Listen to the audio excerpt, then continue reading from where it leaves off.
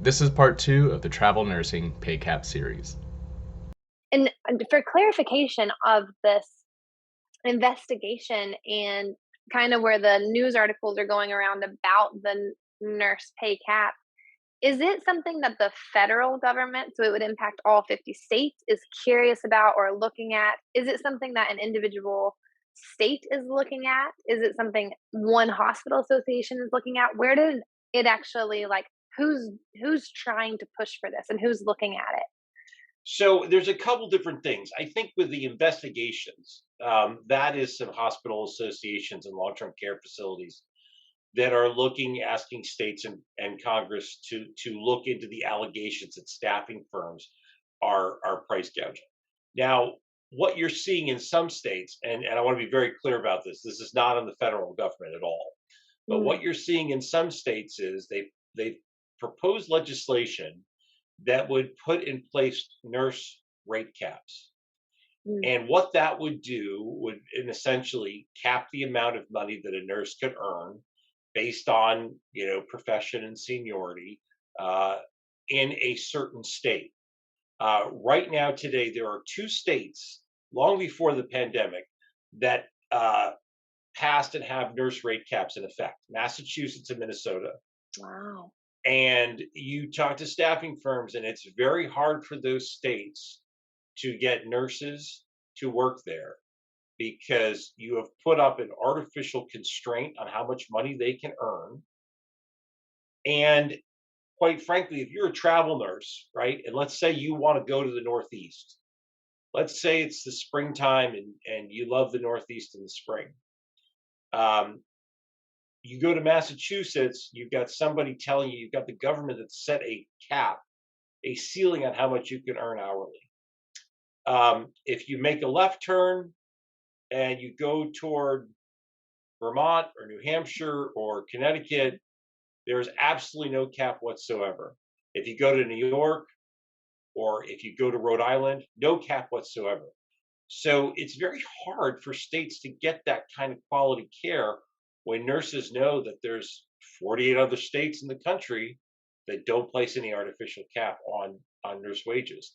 So when we talk about in these states and when we're fighting these bills, we say to them, you are literally going to drive nurses out of the state. You are going to make them want to go across to their neighboring states where they can get what the market will pay them, Mhm. and you're going to affect patient care directly by putting these caps in place. The issue is, and again, you know, these healthcare facilities are looking to control the costs, which we all understand. Everybody does that as a business.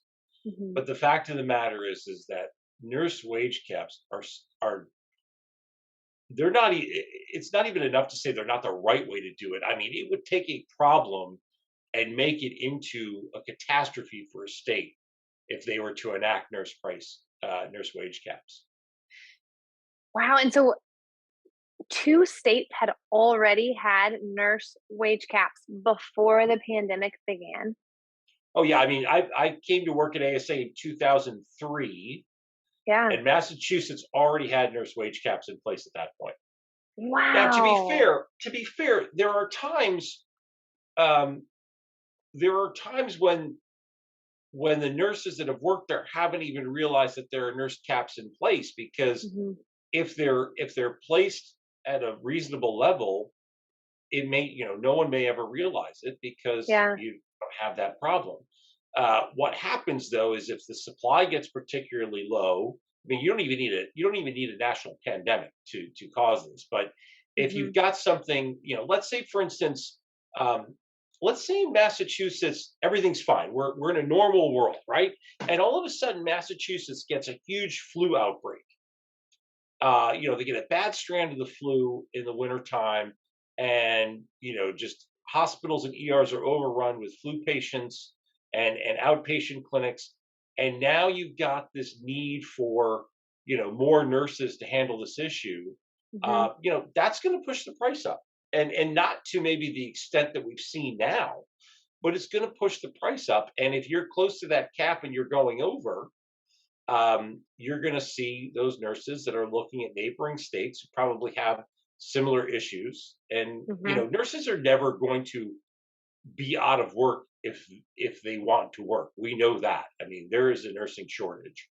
Yeah. So nurses are always going to be able to find work. And in states where there are no rate caps, they're going to be able to find work and have much more of a say in how much they can make, which is the way that we feel like it should be. Mhm. Wow, I am blown away by that. I actually had no idea there were already caps in place. Do you know, is this common, or do you know in your, I know you're very focused on the staffing industry, but are there other professions out there that get wage caps where you literally have a ceiling set for you in our country? I we've been talking about this and thinking about this, and there may be, but nothing that we've come across, and nothing that I don't believe is set in stone the way these nurse rate caps are. And I'm sure there are Mhm. industries that are heavily regulated where usually what you see this in is price caps, right? So you can only charge a certain amount of money for something, and even those are rare. But these rate caps that are so directly tied to the nurse's wage is unlike anything else that Mm. I've seen in the country. Yeah, I'm literally shocked. Okay, so just to make sure I'm totally getting it, right now it's certain states, some brand new states that are writing letters. It sounds like it's hospital organizations, a couple of them, and some long term care facilities. They're writing letters to the federal government asking them to investigate staffing agencies to see, is this actual price gouging, to find out. So they wrote Right. letters, and what is happening now with those letters? They made it to the federal government. Are they investigating? Is there next steps with that? So yeah, the letters that they sent to a gentleman by the name of Jeffrey Zients, who Mhm, is the chair for the White House Task Force on COVID-19 response and recovery, and they've asked him to ask the FTC to look into these price gouging allegations.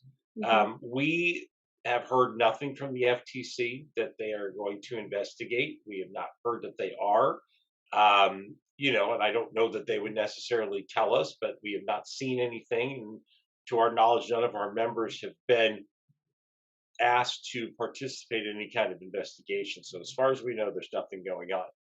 Okay. I have met with several members of Congress to discuss this issue with them, to kind of share our side of the story. And we are fairly confident that there is nothing from a legislative vehicle from Congress to address this issue in the works at all right now. Okay. Okay, got it. So right now the letters are sent. Nothing's really moving, but it sounds like individual states could choose to do their own caps on the rates for nurses, but if they do, it could make it way worse for that individual state because nurses are just going to go to the states next door if they kind of do that to themselves. Does that sound Absolutely. about right?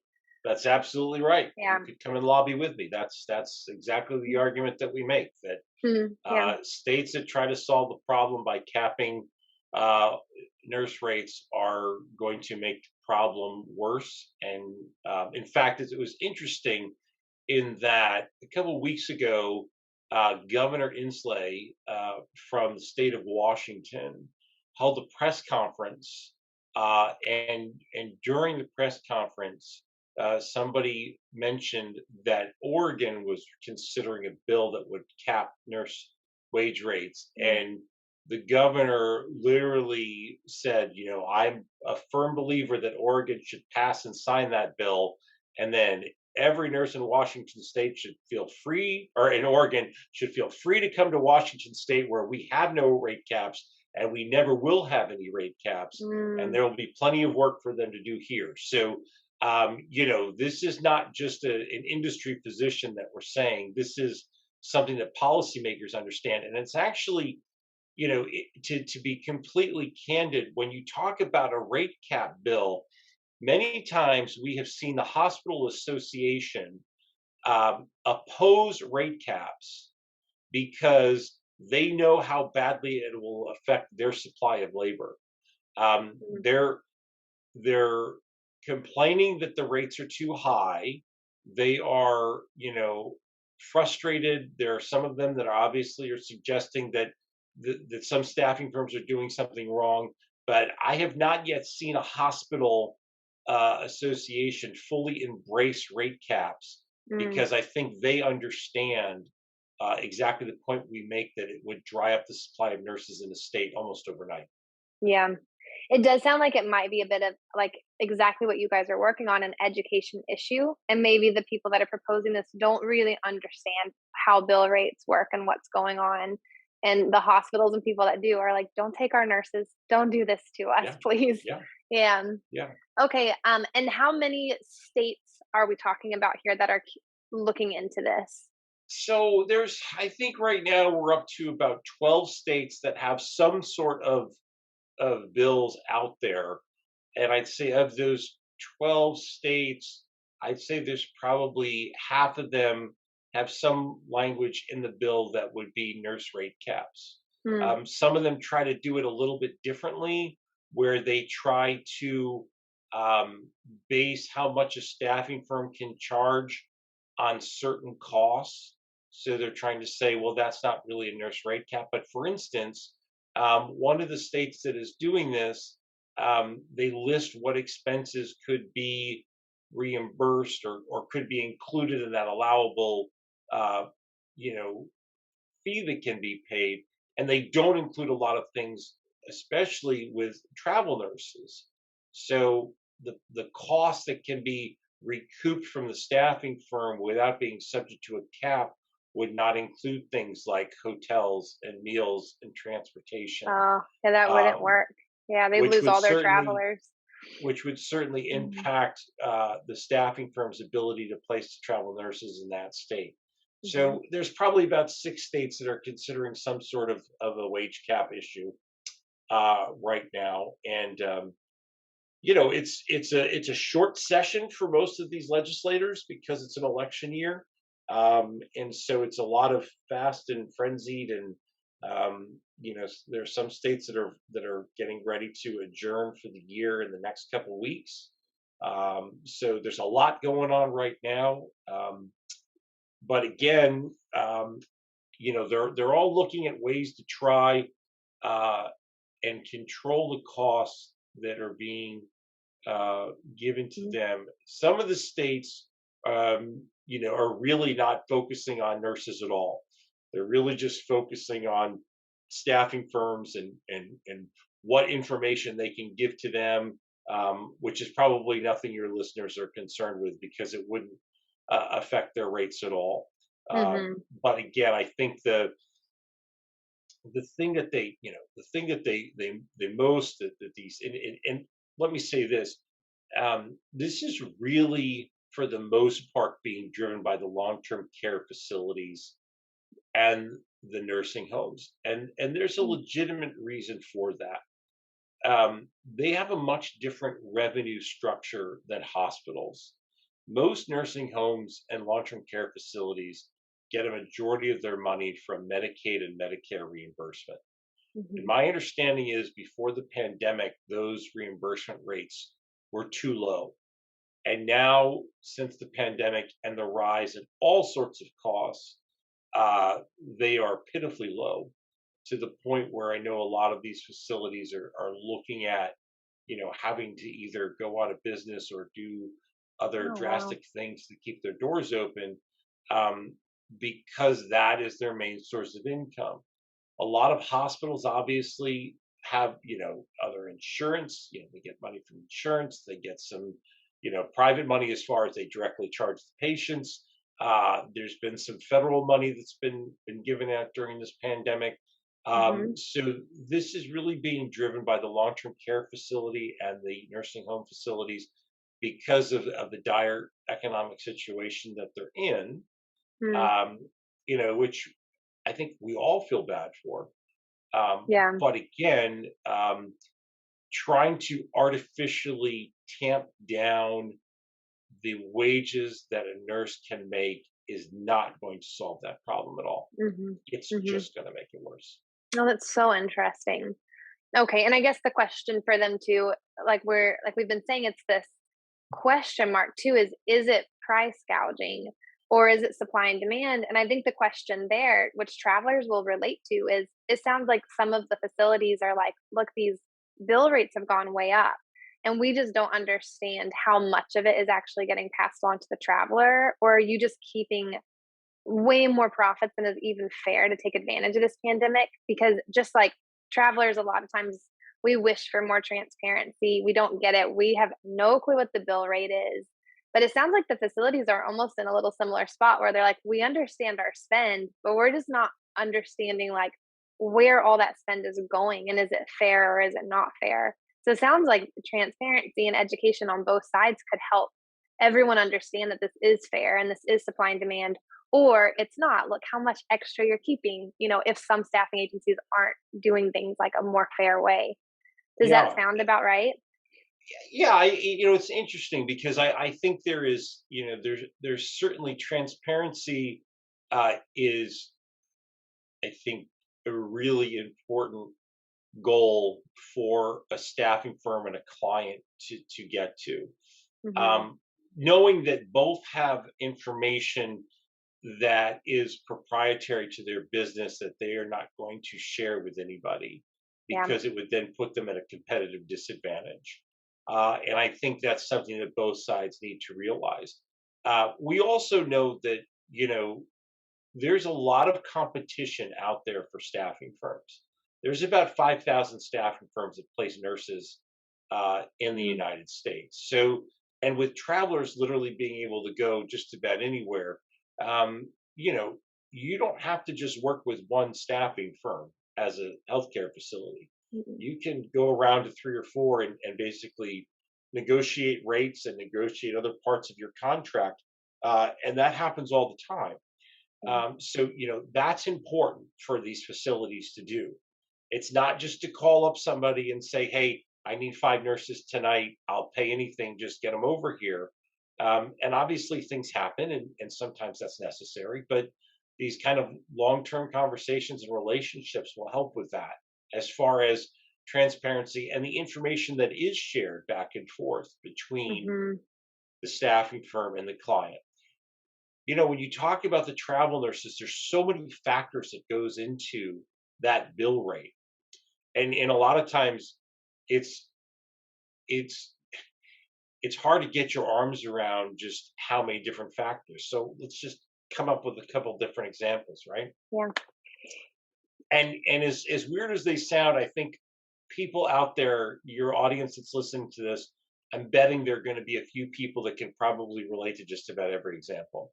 And I'm going to make them a little bit drastic, and I don't mean to be picking on any states or anything, but I'm just trying to paint as clear of a picture as I can. Let's say you're a nurse in Florida and you're a travel nurse, and your staffing firm calls you up and says, "Hey, Laura, I got a great job for you. It's going to pay you, really well. Um, it's a contract to go work in a hospital from January 3rd to March 1st." And your response is, well, where is the hospital? It's in Fargo, North Dakota. You're like, Mm. there's no way I'm going to Fargo, North Dakota from Florida Mhm. from Yeah. January to March. So a lot of times what they have to do is that rate's going to have to be bumped up somehow, right? You have to make it worth their while to get there.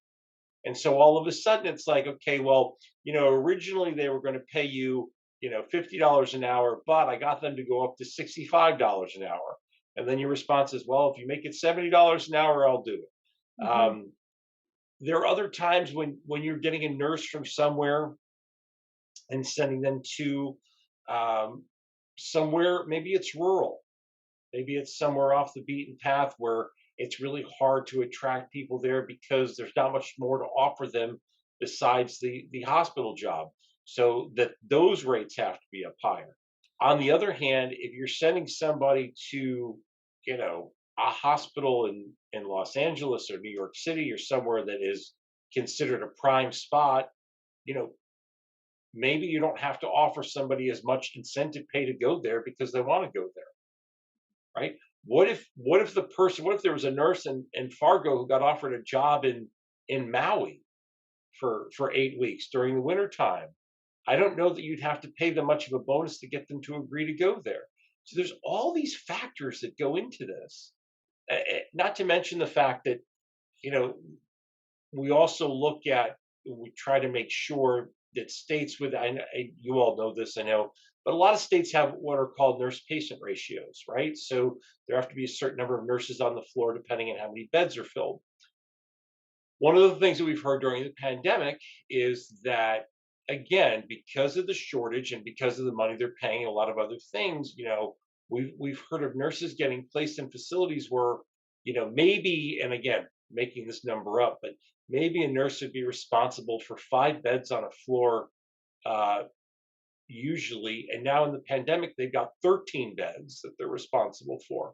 It's like almost they're almost doing the work of literally 3 nurses Yeah. because they're trying to spread them out. So if you have a situation where the travel nurse is going to be either working a lot longer hours or maybe covering more beds, you're going to have to bump that fee up a little bit more. So there's no standard fee, there's no standard percentage. It's going to be based on so many factors. Hmm. Um, I think the one thing that we can say unequivocally is that if you were to look at a bill rate on a staffing firm that is charging a client for a nurse, the nurse wage is going to be the primary and largest part of that bill rate Yeah. because that's the most important thing there. And everything else kind of flows from that bill rate. So Hmm. again, if you're paying a nurse $100 an hour, then you have to pay, $20 an hour in federal taxes, maybe $10 an hour in state taxes, maybe, $4 in UI, maybe $3 in workers' comp. But again, workers' comp with nurses and pandemic, that number could go a lot higher. Um, and then everything else kind of flows off of that base number. Hmm. And so the client gets a bill for $150 an hour. The nurse is being paid $75 an hour. Both sides may think that the staffing firm is pocketing the other 75 as profit, when in reality that other $75, again, we've talked about a lot of that money goes toward the cost of labor. And then Hmm. if you've got that extra money, that 25% that goes to the staffing firm, then the staffing firm has to pay for their office, they have to pay for their employees, uh, the cost of them doing business, and then there's a small percentage left over for profit. Yeah. So, I would say this to any travel nurse, just like I would say to any client, just like I say to my kids all the time. There's no such thing as a dumb question, and there's no such thing as a question that really shouldn't be asked. I mean, if it's in the right context and done properly. There's no reason for a travel nurse not to ask their staffing firm for some more information on what they're being paid. Now, you may not get the answer. They may say, you know what, I can't share that with you because it's proprietary information. But there's no harm in asking, and many times you will probably get more information than you ever thought you would get. Hmm. I mean, Yeah. you may get a staffing firm that says, Laura, I'm paying you $75 an hour. You know that I'm billing the client $125. That $50 that's in between what you get and what I get, that $50 gets spent just like that in a lot of different ways. I mean, there's no harm in asking.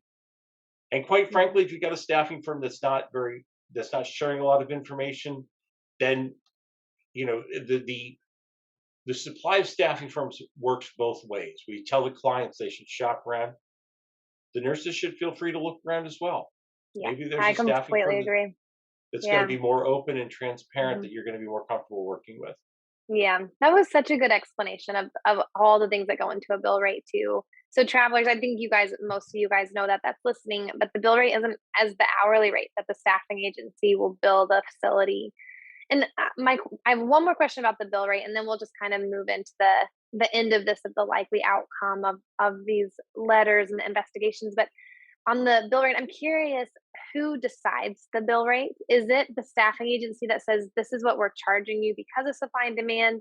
is it the hospital that says this is what our budget is, here's what we can afford, and if it's too low, they just won't get travelers, so they naturally will need to raise it? Like, who's the ultimate person in control of saying, here's the bill rate? Is it the hospital or long-term care facility? Is it the staffing agency, or is it the nurse? Who decides that number? Thanks for listening to Travel Nursing and Allied Life. You can find the full show notes below or at travcon.org. Please help us out by rating our podcast on iTunes or wherever you get your podcasts.